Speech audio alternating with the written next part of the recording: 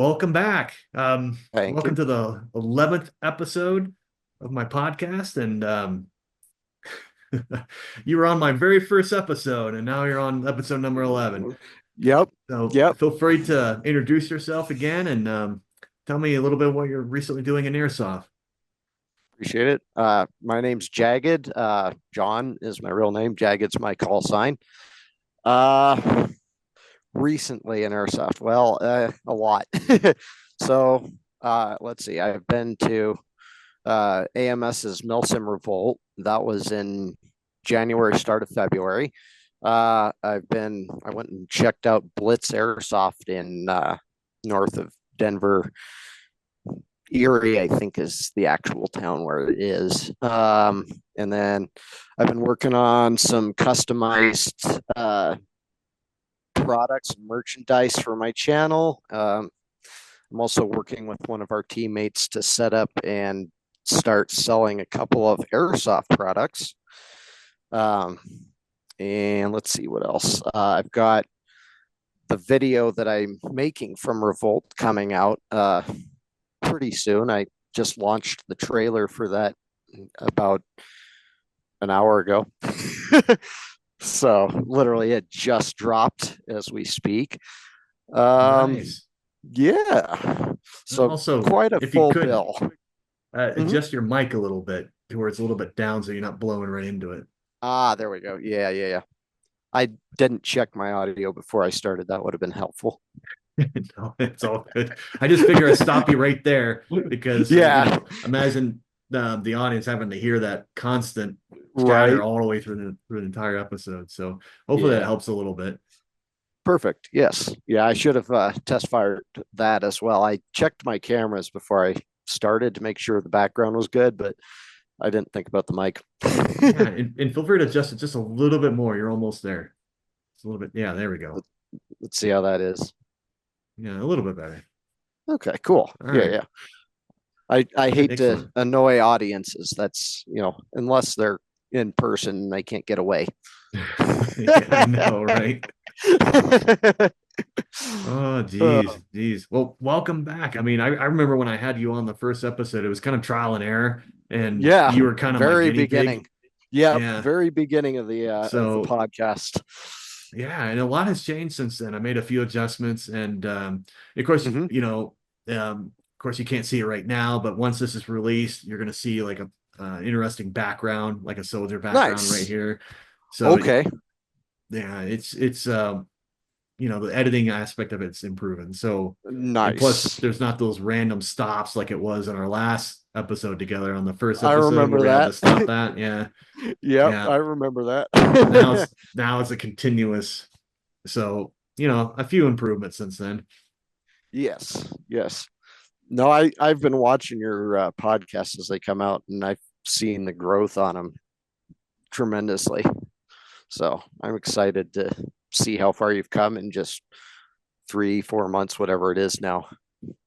Yeah, definitely. And of course it's really cool because getting like individuals that are reaching out, and some of them are in different Hmm. parts of the country, and Yeah, it's like, and I just started. yeah, So yeah, I wasn't expecting that. That's pretty cool. I mean, yeah. they seem to like what I have on YouTube channel and what I've been doing on X, and so Hmm. it's kind of cool. And with that type of community, it's you'd be Yeah, very surprised at some of the people you meet. I mean, there's a yeah. lot of cool people out there. Oh, for sure. I was wondering too. I didn't get a chance to ask you this before we started the podcast, but some friends of mine were talking and were wondering, were you going to eventually try branching out to like Spotify or any of those podcast Oh platforms? yeah, eventually. Once I have the time, because that's the Sure. problem is the time. Yeah, for And sure, for sure. I can only focus on about one thing at a time. But once Yeah, things start settling, and I'm not constantly distracted, it yeah. yeah, I'll eventually start doing that. And I think that'll be a Nice, better way to nice. go. Yeah. Because I mean, I know E-Rock of Trifecta's on like I think he's on every podcast platform you can be on, if I remember correctly. Oh yeah. Have you So heard much from him? I haven't seen much of his posting lately. I haven't heard much. I was talking with Spaz last night, and he had said something about he was dealing with some cancer stuff. So hopefully he's doing all right. All right. I hope he's doing okay too. Yeah. Yeah, I'm sorry to yeah, hear he's going through that. yeah. I'm not sure the details. That's just what I know generally. And Hmm. so, yeah, All right. yeah, So you mentioned you were in the Revolt. Is that correct? yes, All yep. right. Well, I did AMS notice Revolt. that you just released today, kind of like a small trailer of it. Do you mind if I share it to everybody? Please, please, yes. All right. Give me a second here. Hmm. Try to get the screen up and going. Let's see.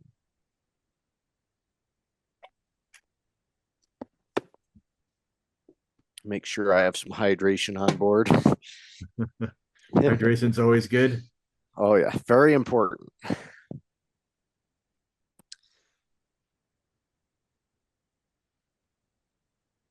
Here, let me go ahead and let me know if you can see the screen. Looks like it. Yep. All right. So I'm going to play it for a second or two. Just let me know if you can hear the audio.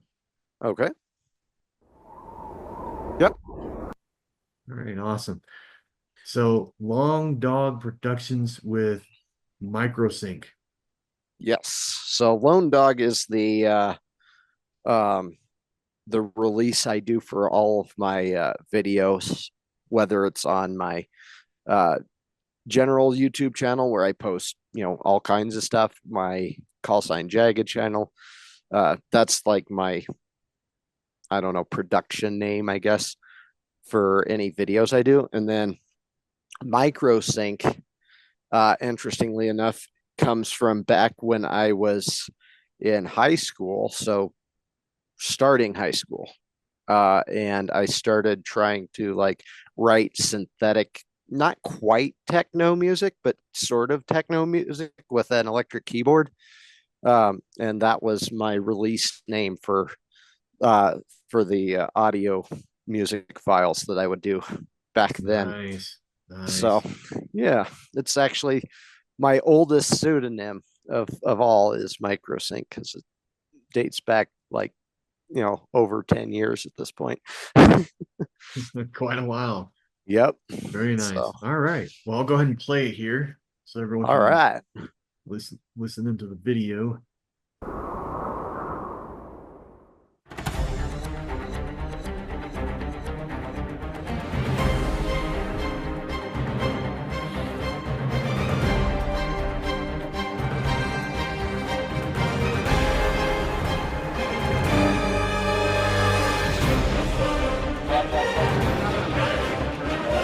Moving back to you.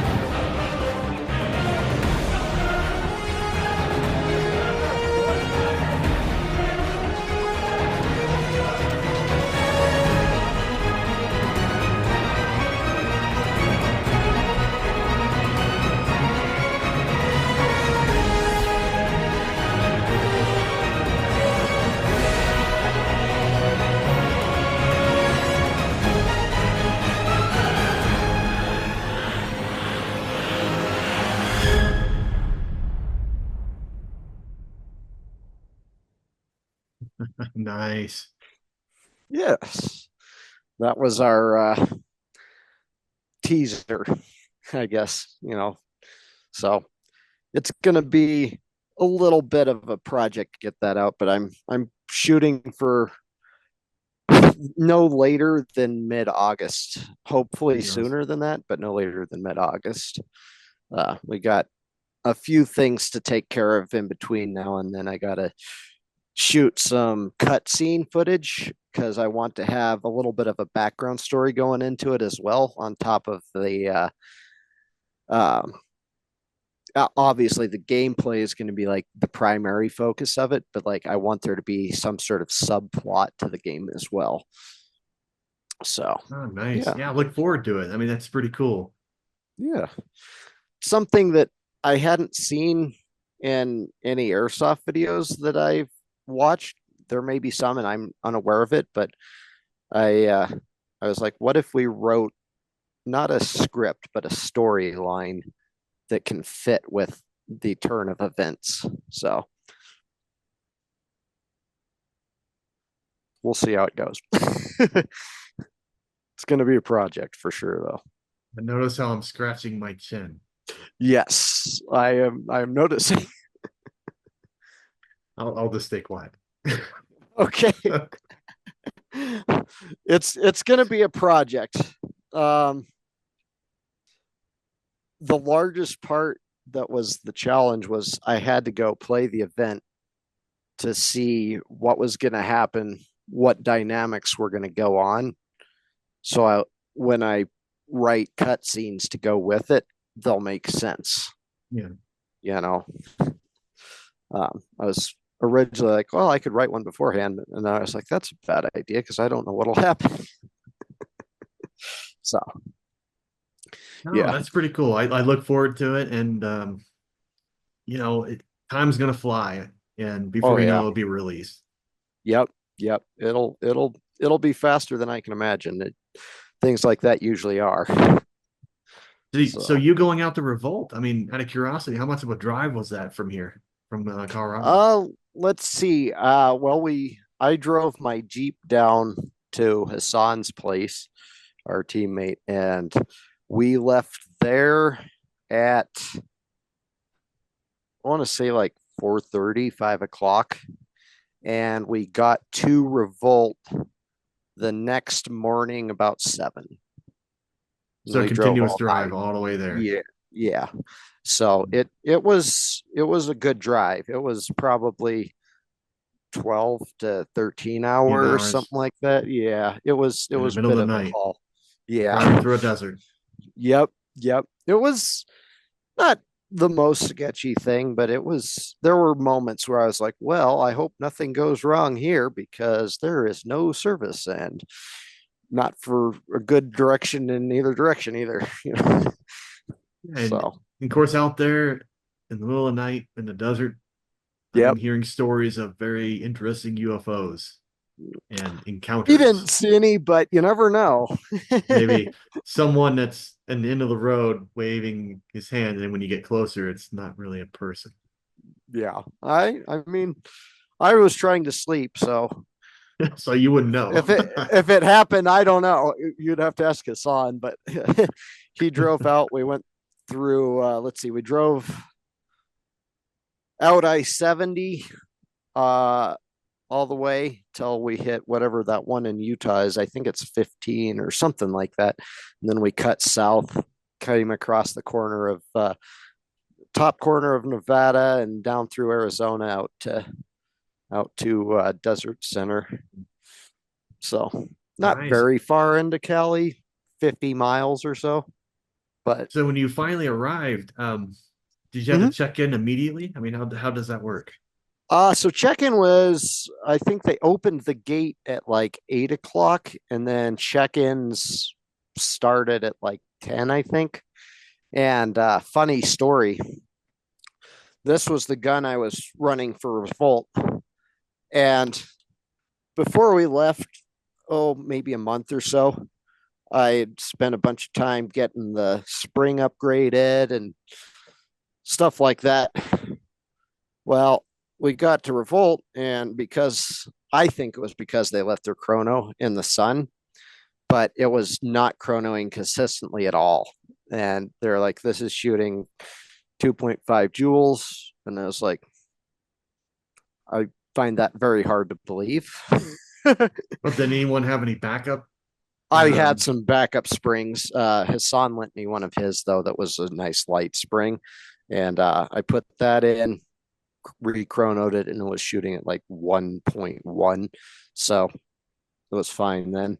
But yeah, I just got done doing an upgrade, so I had 200 feet of range, and then I had to downgrade it, so I didn't have 200 feet of range anymore again.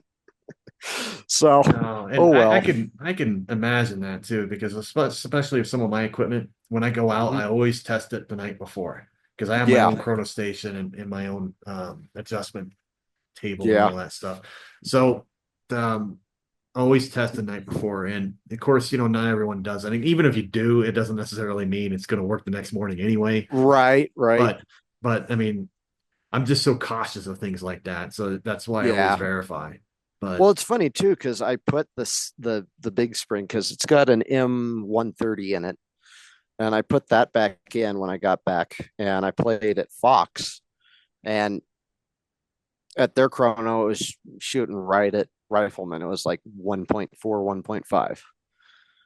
So consistently. And so the fact that it was chronoing high at Revolt, but also that they were saying it was shooting like 2 or 3 rounds at 1 point, whatever, and then jumping, made me think that it was somebody leaving their chrono in the sun or something like that. So, other people have said elevation change, which there is that too. It can vary things. And, Oh, absolutely. Yeah. Yeah. No doubt about that. Yep. But at least you were able to make it work and you were able to use it. Yeah. So I used it probably 3/4 of the first day. And then I had a problem with my battery, which is because it still has Timea connectors, which I need to switch those out eventually for Dean's, because I like having battery connections that actually work. But so it started dying. And of course, I have the clip. You'll see it either in the movie, or I may just release some blooper clips from Revolt in between now and then, just for a little added bonus. But one place or the other, you'll see the clip of I'm in this perfect ambush spot on this guy, and I watch him go by, and I'm going, holding on him. He, is turning the corner right where I can fire. Click, click, click, click, nothing. And I'm like, oh my gosh. And he turns around and shoots me, obviously instantly. But I was like, well, this wasn't an ideal time for the gun to go down. Yeah, I know, right? Yeah. So just bad timing. Yeah. Which, it's ironic that happens always when I have the best, like it's going to be the absolute best clip. And that's when the gun dies. Like it was the same thing when I met Spaz. I was running into the room in prison at Fox Field, the one with the hole in the wall, the 3rd cell, I think it is. And I run in, turn the corner. I'm coming up behind Spaz. Battery's dead. Yeah. That's how I met him. So yeah, it's ironic, but yeah, I totally get those situations. I had a few, but not battery related yet. Yeah, but where I accidentally hit the safety and then not realizing it, and then I run into a room, ambush, 3 guys, and I did click, click, click, click, click, click. So I knew I pointed at all 3 of them, and then I realized I didn't see any BBs. And then they all turn their guns at me, and I'm like, I give up. Don't shoot me. I surrender. One of my not so brilliant moments was at Blitz last week when we went and played there. I got the new spring shotgun. Well, my muzzle bag is exactly the same color as the shotgun. So after firing at about 5 or 6 people, I was like, why are these guys not calling their hits? There's no way I'm missing. I like, oh, muzzle bag's still on. Would have been helpful if I had taken that off. I took it off and dumped the 15 BBs out of it that were now in there. And after that, I didn't have a problem with anyone calling their hits. That's the beauty of it. You get to encounter those situations, have a good laugh out of it. Yeah. It's just crazy. It is absolutely crazy. So I got, let's see, where is it? Here it is. I got this. Grinch talked me into getting, I was talking about getting a run cam, and he said, we'll spend the extra money and get a run cam 6. So I got this little guy, and I have to say, filming gameplay in full HD is so nice. I went through my files from it. It's so crispy. It makes my jury rigged body cam that I was running at Revolt look absolute garbage. Wait until you get into 4K. Well, it is. It is. These are 4K. These Run Cam 6s are 4K HD. Oh, I see. Okay. Yeah. Okay. So that's what I mean. Like I was like, wow, that is crispy. And but yeah, so thanks to Grinch for pointing me in that direction, because I was looking at the 5s and the 4s, which are nice, but they're like 1080 and stuff like that. They're not full 4K. And I was like, I'm glad he talked me into it. Oh, and then excellent. and then he sold me the adapter so I can actually put it on my gun. So that's even better. But yeah. Oh, very good. Hopefully, Yeah. one of these days I can afford something like that. Maybe later in the year. We'll see. Yeah. Maybe This I'll was, ask I think, Santa. yeah, there you go. This one was 120, I think, off of Amazon. So pricier than any other like airsoft cams I've ever bought, but actually pretty affordable as cameras go. So, middle of the road, I guess. Nice, But nice. yeah, yeah. So that footage will be in a video soon, hopefully. All It's not right. my top priority, but I was like, I should probably release something between now and August to, keep people interested. Yeah, because you have to keep on at least a consistent posting schedule. It doesn't matter. Well, it does a little bit matter how often you post, but as long as Yeah, you keep it consistent, then your audience knows that that another one's coming in a certain time frame, right? right, And they'll keep being a subscriber. There's right. a And more that was likelihood of them doing that. exactly. And that's another reason that I thought maybe if I release a trailer, at least they'll realize that there's a big project in the works. And so that, there is something coming. It's not just that the channel has died and nothing's going to happen. Yeah. So, yeah. Yeah, because I was a little bit concerned with mine because as you well notice with my channel, I didn't post anything for a little bit. And of Yeah. course, I can't say why publicly, but I mean I was going through some personal things at home Yeah. and now I'm at a point where my schedule can be somewhat stabilized and I can start getting back into posting again. Yes. So Yes. so I did notice that during that quiet time Mm-hmm. some subscribers were reaching out saying, "Hey, is everything okay? Haven't seen anything from you." And then I Yeah. lost a few too because I didn't post for a while.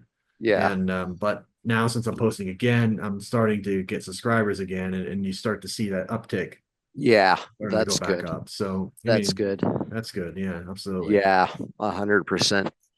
I think that part of the big advances going on in the team right now are going to be good for my channel because we're looking at doing a lot more team focused stuff. We're looking at doing some team merch. We're looking at you know just team activities, team merch, things like that. And I was like, well, maybe if we can grow that big enough or potentially start running some of the videos on my channel that are team gameplay, not just my own.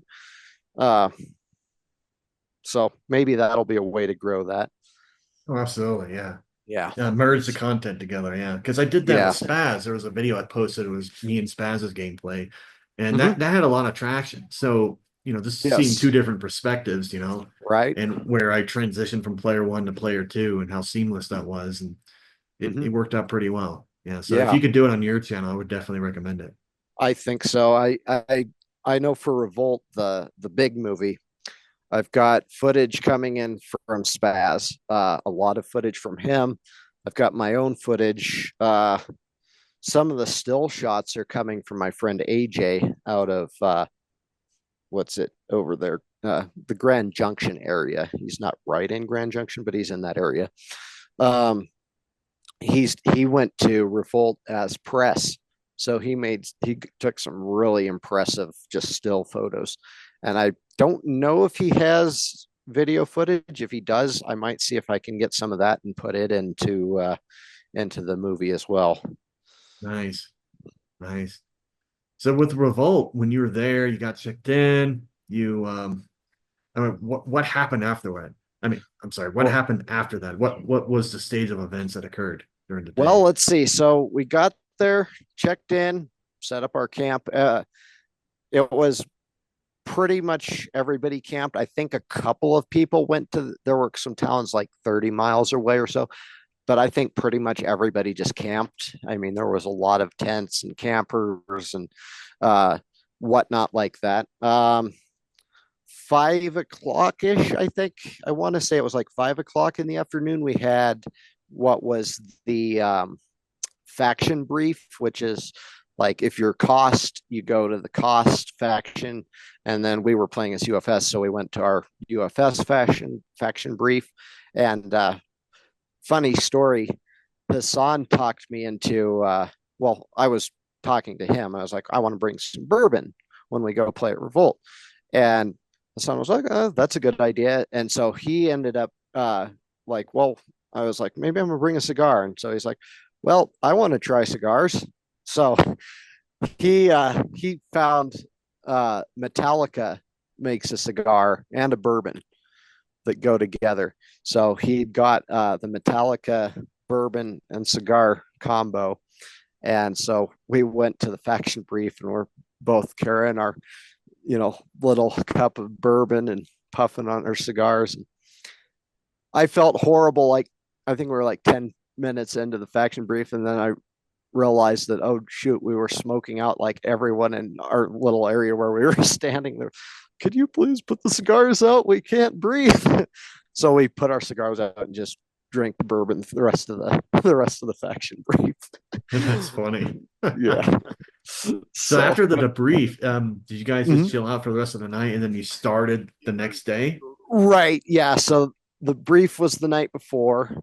We hung out, and I think, let's see, I'm trying to remember. I think we went to town and got gas, and let's see, what else did we do? We got gas and like snacks and stuff, and we brought a lot of food with us. So a lot of what we had was food that we'd brought, but we went and got like some chips and whatnot at the gas station, and then we hung around. It was beautiful weather.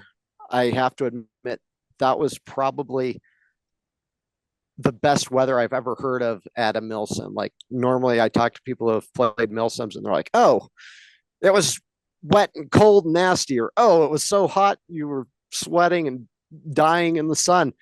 It was perfect, like that night. So I love camping, but I grew up camping where I live, where in July at night it still goes down to 36, 32 even sometimes. Like, it gets cold at night. Camping there was beautiful. I camped out under the stars. I just laid out my cot, keep myself off the ground, laid out my cot, threw my wool blanket down there, and 50 degrees at night, perfect for camping. It was awesome. Oh, geez, very jealous. Wish I was there. I mean, that oh would man, pretty cool. I would have loved it. You'll have to come with us to one, because it was a great time. Yeah. Yeah. It ironically, so you may have seen in our team chat on Discord, every so often I'll say, "Oh, I can't believe it," or Hassan will say that, or Spaz will say that. There's a little backstory to that. Last year, Hassan and I think Morgan, but I don't remember for sure. I think it was Hassan and Morgan and somebody else went to Copperhead, which is the Milsim in New Mexico. And Hassan won the year-long pass for AMS Milsims. Like, they give it to you, and you can go to all the Milsims for free that are that year. This year, we went to Revolt, and they had changed the prize up a little bit. And it was, what is it? It's a year of Milsims for you and one person, like for two people and you, or I think it was 1+1. So yeah, so a +1, and you can go for free. Hassan won the same thing this year. Same thing. And the same exact thing. And everyone went nuts. It was so wild. And I think that the people running AMS Revolt were about to be like, okay, we got to redraw this or something. But Hassan was really quick to think. He was like, can I just give it to Spaz and Jaged? So we all have Milsim tickets now for any of the ones we want to go to for this year. Nice. But it was wild. The whole time we were driving back from Revolt, like I think I finally stopped saying I couldn't believe it about the time we got to New Mexico. I couldn't believe it. It was blowing my mind every few minutes. I'd be like, oh, I can't believe it. So it kind of became a running joke. And so that's why that keeps popping up in Discord every so often. Oh, that makes sense. I mean, now that you put context to that, I mean, yeah, that totally makes sense. Yeah. For sure. Yep. So it was pretty funny.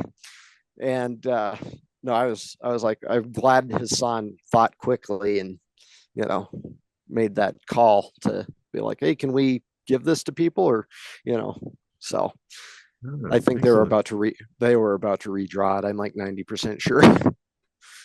So well, during Revolt, while you guys were in game, describe a little bit what happened during the time.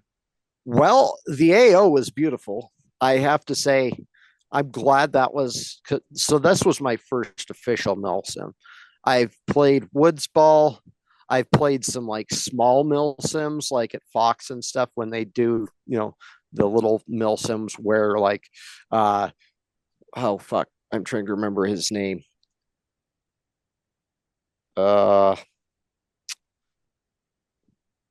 he's if the name comes to me, I'll remember it. It'll probably be right after I finish the podcast. But there's one guy who did a Milsim at Fox last, I think it was like August or so, and that was like a small Milsim. So I've done some of those where it's like a Milsim, but it's a local field still. This was my first like AMS Milsim, and it was a great Milsim to go to for the first time. It was also the first time that anyone has done a Milsim at that location. So they were getting a feel for the field, and it was a great place to play. I mean, some backstory on that field is it was originally a company town. Started in I think in like the late 1940s, I want to say, by one of the big, you know, mining and railroad moguls from back in the day. And so it was like this little bustling, little thriving mining town from like the 40s to about the 1980s. They shut it down. And then for a while, it was a prison. Like there was a prison corrections facility there, and there was one end of the field where that's the prison area. There's like prison barracks, administrative offices, stuff like that. And so that was kind of like the crucial point that both teams were playing towards, was to get hold of the prison. Let's see. Ironically, there have been several movies where they filmed there or filmed parts of the movies there. Constantine is one. Video Game High School, I believe, had some stuff filmed there. So some interesting crossover with that. But yeah, so we were all playing towards the prison. That was like the crux point. And everything's abandoned. All the buildings are old. And like Spaz was saying to me last night, he's like, I'm sure we all breathed in some asbestos while we were there. And I'm sure we did. There were plenty of buildings where, you know, the ceilings were, you know, like having the insulation hanging down and windows broken out of some of them, and, you know, just decrepit, old, perfect for playing Milsim operation stuff. Yeah, it was a very cool AO. No, not really. I thought there was going to be some 2-story stuff. There wasn't really. There was like a couple of buildings where you could go upstairs, and that would be like the auditorium of the high school, I believe, and like maybe 1 or 2 other buildings, but mostly it's just all these like very small one family homes that are like single story, maybe 2 bathrooms, 2 bedrooms, and a kitchen or something along those lines. Very, very little houses, but a lot of them, like hundreds of them. Yeah, and I got a photo right here. Let me see if I can share my screen. Yes. So I can show everyone the type of houses you're talking about. Yeah. Let's see. There. All right, let me know when you can see it. Yes. So it's like a home like this. Yes, exactly. Yep. And so you can see like the roof collapsing and and the insulation coming down like what you're describing. Yep. This was interesting too. I'm not sure the name of the man in the middle there. I know he's with my buddy AJ, and that's you on the left right here. Right. Yep. So Spaz originally, when we went to play, was going to go as medic. And partway through the first day, he was like, well, I want to get involved in some gameplay because it's Spaz, you know, obviously he wants to go rush and, you know, do some shooting and tagging people. It's his nature. Oh yeah, definitely. So he was for that. Yeah, he was getting a little bit fed up with the medic role. I don't know if fed up is the right word, but like he wasn't quite enjoying being the medic as much because it's a milsim. So if the medic goes down, you know, it hurts the team a lot. So he was kind of like tired of having to stay back behind and not rush ahead in his normal way. So I was like, well, I'll be medic for a while. And so we, you know, checked in with leadership and I swapped over to medic, which coincidentally, I really loved being a medic. That was one of my favorite roles I think I've ever had in airsoft, as far as, you know, I played local games most of the time, so I'm rushing around and trying to move tactically and stuff, but being a medic was an interesting role. The gentleman on the, as you're looking at the picture on the right there, that's my buddy Alex, who some of the other milsims I've done have been up here in the mountains, and Alex is somebody who oftentimes comes to those, and his buddy AJ and my friend AJ is who puts them on. And they like to do pretty hardcore mountain milsims. Like we went and played one in Leadville a while back, and it was like, I want to say 9,000 or 10,000 feet, somewhere in that area.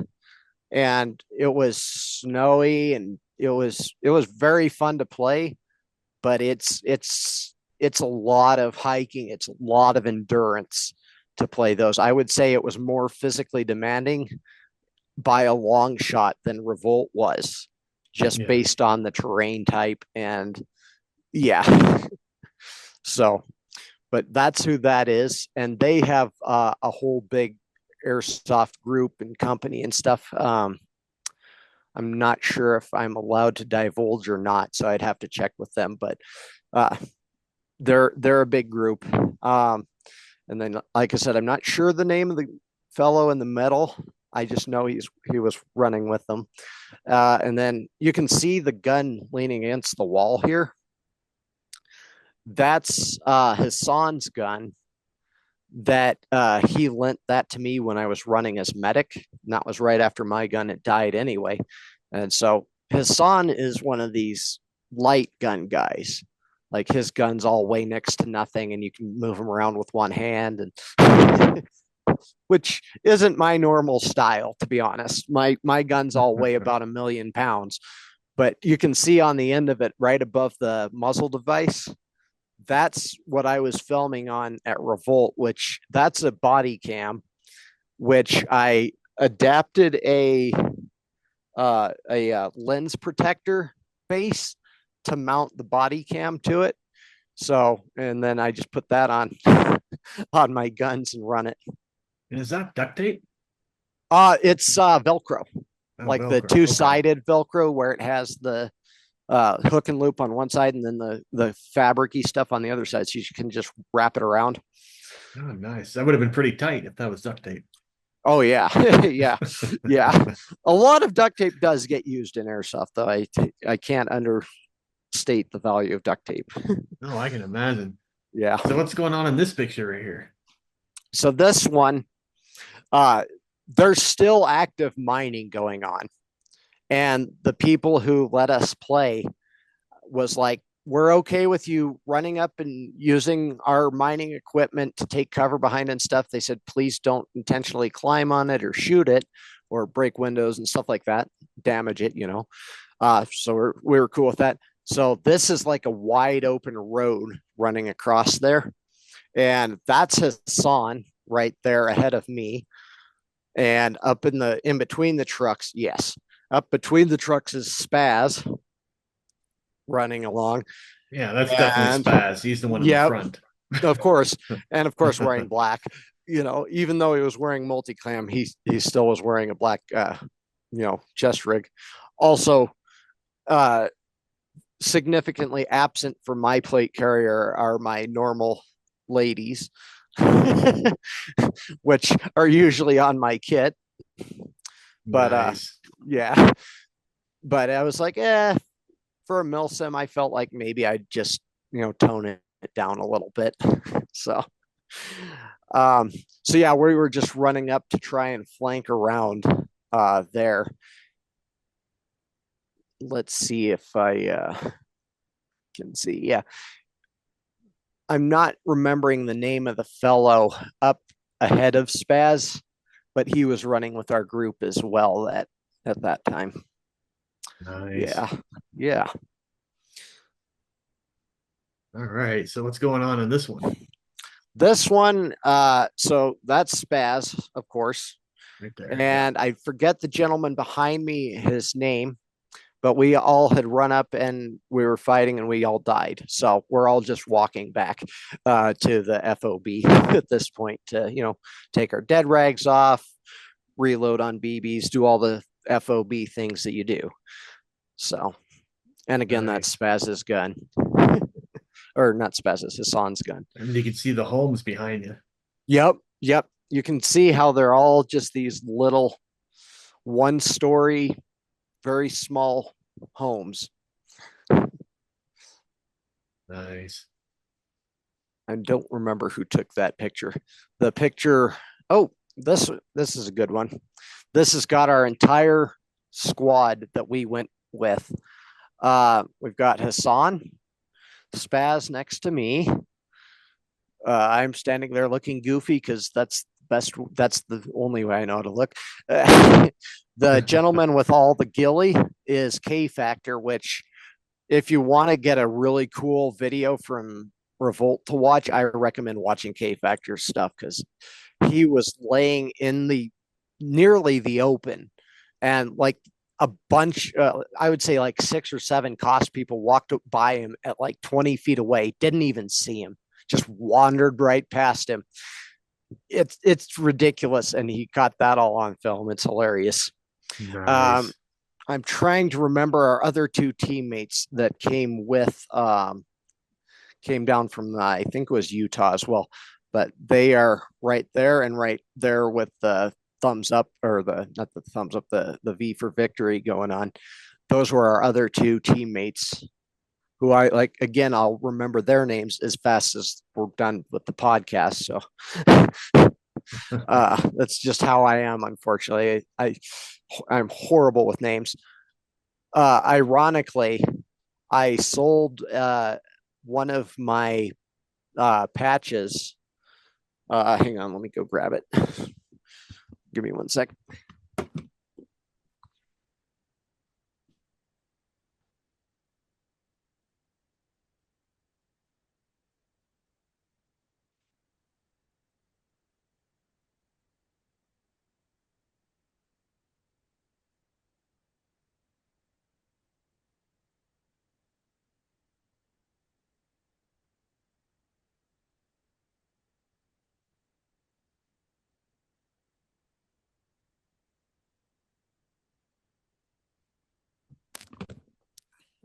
I had to rip the one off my plate carrier because I forgot I sold all of the other ones at this point.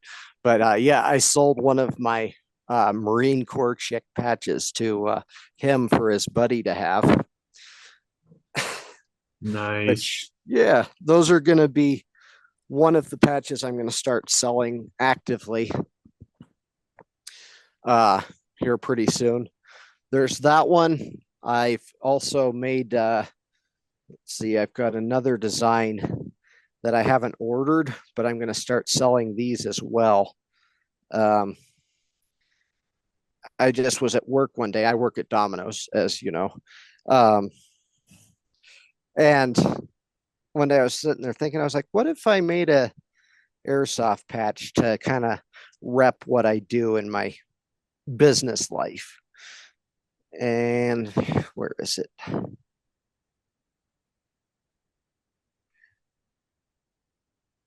Oh, we're close. It's right in here somewhere.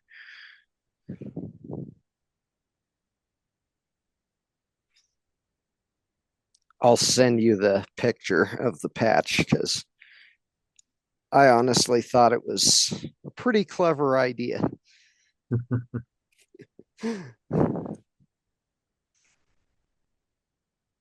Oh, I'll send you this as well. This is the map of the actual AO, the area of operations from Revolt.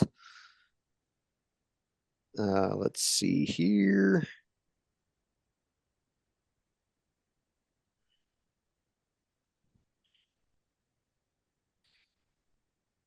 Here's this one if you want to throw that on the screen to show everybody. Are you sending it through Discord? Yes. Oh, I see it. Okay. Yep. So that's the AO, which, like I said, I thought it was a beautiful, beautiful area of operations. And then my downfall has got to be the fact that I take pictures of everything. Here's the patch I designed for because I was like, oh, what if I, did something that represents what I do for work? And I came up with this idea right here. Oh, do you have it in front of the camera right now? It should be in Discord, I think. Yeah. Okay. Oh, okay. I see it now. Okay. My apologies. I'm gonna try to put this no, on you're the good. screen. Yes. Okay, so let me bring this up. Okay, I'm gonna share my screen again.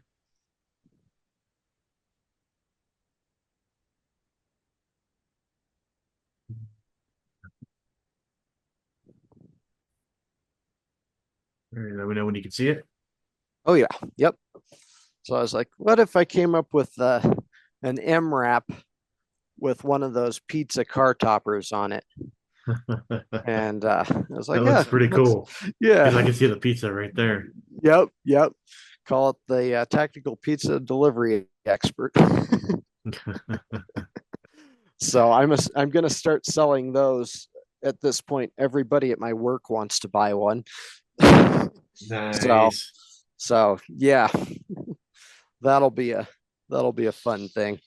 But I sold one to Ashley, Spaz's girlfriend, when we were at Revolt, because she also was working at Domino's. So she was like, "Well, I want one of those." So yeah, but yeah. Oh, here's another photo. Okay, that's a good one. That was just take a picture at the campsite before we walked to the AO, repping our Legion's flag right there in the middle, which and that's a pretty good photo too, because especially with the mountains in the background. Yes, I mean, and you can see the color there. All of that mine tailing, that's the area is a iron mine, so you can really see the rust color to the hills, and it's you can tell what ore is abundant. And so, yeah, Spaz, Hassan, and myself there on the end, right before walking down to the field. That's the morning of the first day, I believe. Yeah, that's pretty cool. Yeah. And then, this is like one of my favorite photos that I was able to get from you. Thank you. That right there, that's pretty cool. As blurry as it is, I was happy it came out like that, because you can see that's just me lying on my cot with my feet under my wool blanket, and the sunrise was so beautiful. I was like, I have got to take a picture of that. And so I did, which for a Samsung phone, that's pretty crispy image, you know. Yeah, it's a pretty good shot. Yeah, it's not an iPhone. And that's for a reason. You know, I love iPhones, but I'm too hard on phones to run one. I'm not gentle, as you could say. So this is first day again. That's all of our team except for Hassan, who must have been the one taking the photo. Funny story, my ear pro, which I'm wearing right there, about an hour into the day, the little thing where the wire goes in that adjusts your height got shot off. And so I had to run the rest of Revolt without ear pro. Oh, geez. Yeah. Took a direct hit and busted it right off. So, yeah. Sorry to hear that. That just sucks. Well, what sucked even more was I'd already been killed. So I was sitting there with my dead rag on, and somebody still shot me in the ear pro. I was like, well, okay, I guess that's what I get for sitting down and dying and bleeding out, you know. Yeah. But so, yeah. You can kind of see in between my thumb and my finger there.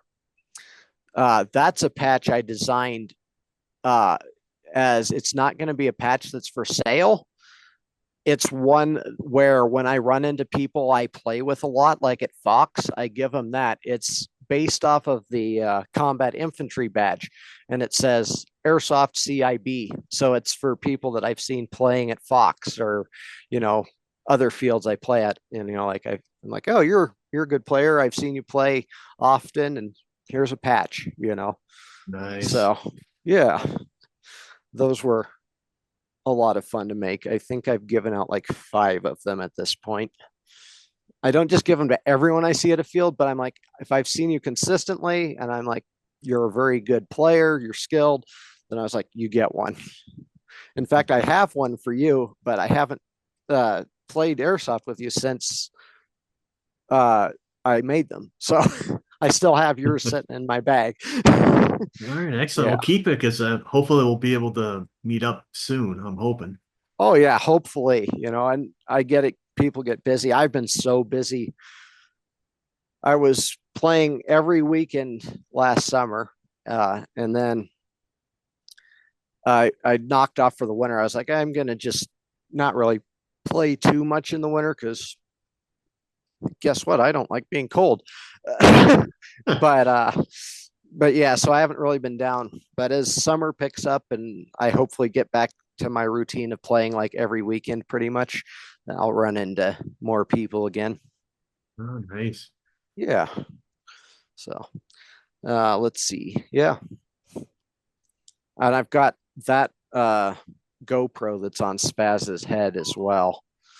I've got that one. How's that GoPro been handling for you? It's I'm not running it. I've got it to take the footage from Revolt off of it, but okay. It's pretty streamlined to get the footage out. So, you know, I mean, it is what a camera is. Take the SD card out and you import it. It doesn't get much more complicated. So, yeah, for sure. Yeah, that's absolutely true. And and then, you know, hopefully in the future we can tag team again like we have done in the past. And sometimes it's by accident because, like, for example, some of the videos I've been posting, it's not me intentionally putting you in those videos. Yeah. It's just that's what ended up happening. Right. So right. It's kind of interesting how that turns out. It is. I find myself in Fred's Fireball Fred's videos occasionally too.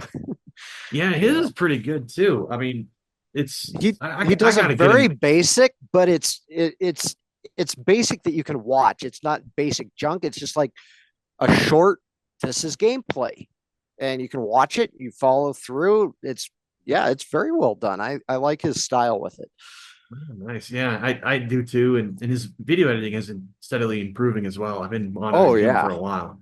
yeah, So he's getting pretty good. And yeah. hopefully, cross my fingers, hopefully he'll be getting a new editing computer soon. We'll see. Oh nice, that would We'll be see good. if that happens or not. I'm kind of in the process of saving up for a new gaming computer, because if I do that, I can move all of my games, which are taking up lots of gigabytes of space, off of my editing computer, which is this one. Um, and people are like, well, why do you have a Mac? And like people I game with are like, why do you always run a Mac? And like, don't you know games don't run well on Mac? And I'm like, I do. I bought it because I edit videos, and Mac just has it over PC as far as editing goes. They really do. So if I can get a gaming PC, then I'll play games on that, move my 18 or 20 gigabytes of games to that, and then I'll have a lot more room on my Mac. So yeah. Yeah, yeah.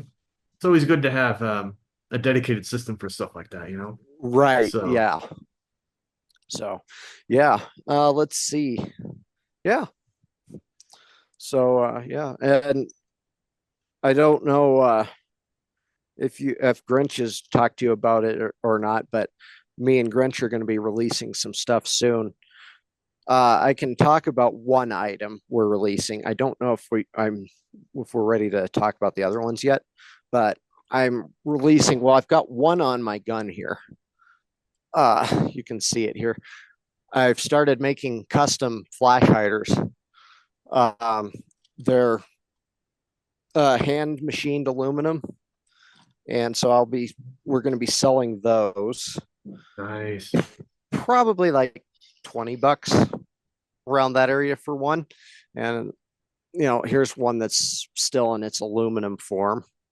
And this was actually the first prototype, which, if you can see, they don't quite line up. So that's why this one's not being sold, and it's just a prototype. But yeah, they're typical thread onto your barrel. Take your orange tip off basically, and then threads right on. And I'll sell them with. Yeah, don't remind me about removing orange tip. I seem to get in trouble for that. Well, it's ironic because the thing with orange tips, is we talked about, I believe, in your first podcast, is they're literally on there for shipping. It's like a shipping requirement. So these will be replacements for any of your standard threaded barrel reverse twist. It's a 1 in 14 millimeter reverse twist thread. So every AR platform airsoft gun basically has that. And then each one I'm selling is going to come with the device itself, and it's going to have a crush washer. Because the first thing I struggled with, the one I was putting on my gun, was getting it to actually line up straight up and down in line with the gun. I was like, I don't want it to be crooked and stuff. So I was like, well, if we sell it with a crush washer, you can tighten it down just enough to the perfect amount that it'll be lined up. So yeah, it looks pretty tight. I mean, that's pretty cool. Yeah, that's for sure. And then we have other stuff we're going to be releasing, and once we do, I'll let you know, and we can talk about that and whatever. We are still working on putting together a website and stuff, so we'll be selling online. I'm probably going to sell a lot of supply at Fox as well. Like when I'm down there, if people are like, "Oh, that's a cool flash hider," I'm like, "You want one?" So, yeah. So, but yeah, primarily, I think we're going to try for a website and see how that goes. But yeah, so that's nice. I used to do that collab years ago. E-commerce. Yeah. I used to do that many years ago. So it's not that difficult. It's just knowing exactly how to execute. Right. Maybe I'll pick your brain a little on that. not on the podcast. I'm sure that would delight your audience to listen to a detailed description of how to set up a website. And not just that, knowledge is money, right? So Right. if it, yeah, releasing that Yeah. information freely for everyone to hear might Yeah. not be a good Yeah. idea. Right. Right. So Yeah. So, but yeah, so we're excited to start that, um, I'm looking forward to it. Grinch is a super awesome dude. So partnering with him on some product is going to be a lot of fun and, good stuff. We're hoping to grow and sell and, yeah, make a that's business of pretty it. exciting. Yeah, pretty Yeah. cool for sure. Yep. Big things in the works on that. Yeah. On my side, it's not, well, I have some things on the radar, but having the Mm-hmm. time to do it is another challenge. So Right. with the last video or gameplay that I posted regarding like the what was it? It was like airsoft radio gameplay. I think that's what it was. Ah, So yes. yeah, so that was kind of interesting. I had an interesting feedback from that. Uh-huh. So it turned out better than I expected. So just to recap for audience that haven't seen the video, it's basically me playing ordinary gameplay, but the difference is that I am incorporating radio communication into it. So Mm-hmm. it looks pretty integrated, if that makes sense. So if you're Yeah. looking at the hub effects, the radio communication icon comes up, and then you can actually hear the audio, right? Mm-hmm. So a few modifications have been made with that. I can't say Okay. much at the moment, but it's just I've been Right. tweaking with it, and then Yeah. and also on the next game video I plan to release, I'm going to expand it even further. And Okay. it's funny because you mentioned about like a storyline, right? I've been Mm-hmm. toying around with that, and Okay. so it's funny you mentioned that because it's like I'm kind of doing that too, but on a different track.